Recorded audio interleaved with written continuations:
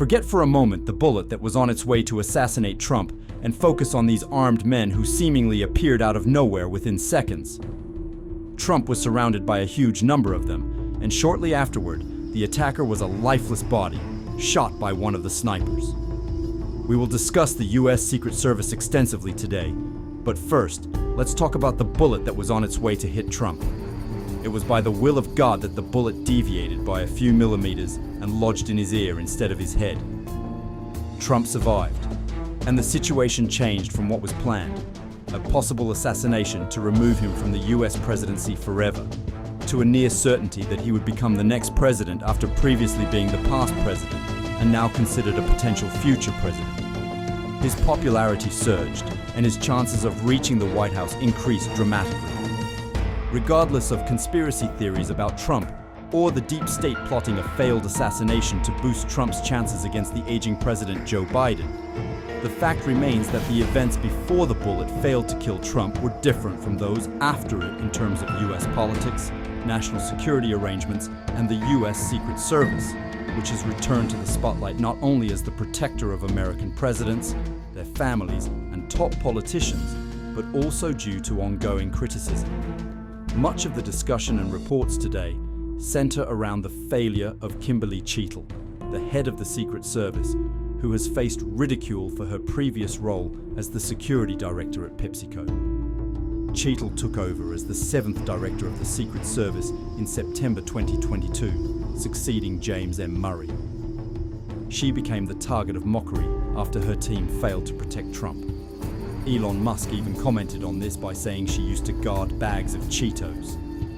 Ironically, just a week before, she had discussed the possibility of keeping the former president safe if he were imprisoned. But now, her failure to protect him even outside prison might mean she won't need to protect him inside prison, as the failure to assassinate him could catapult him to be the next US president. This raises questions about whether she will remain as the head of the Secret Service if Trump returns to the White House. Beyond these speculations, let's review some historical facts about the Secret Service, one of the oldest federal law enforcement agencies in the US, established by President Abraham Lincoln. Today, the agency has about 3,200 special agents and 1,300 additional officers in uniform tasked with guarding the White House, the Treasury Department, and diplomatic missions in Washington, D.C. Additionally, the Secret Service provides protection for the US President, the First Family, the Vice President, the President-elect, the Vice President-elect, former presidents and their families, presidential candidates, visiting heads of state, and US representatives on special missions abroad. After the events of September 11, 2001, the Secret Service took on new responsibilities, including overseeing security at non-political events that could be targets for attacks, such as the Super Bowl. This explains the large covert budget for the agency and the meticulous selection and rigorous training of its personnel, who are equipped with weapons not available to other security or intelligence agencies. If we look at its history, the agency was founded on April 14, 1865, the same day President Abraham Lincoln, its founder, was assassinated. Initially, it aimed to combat counterfeiting as a bureau under the US Treasury Department, addressing the rampant issue of counterfeit money.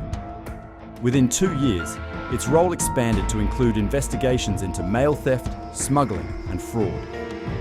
By 1869, the first historical mention of the badges worn by Secret Service agents was recorded during Hiram C. White's presidency.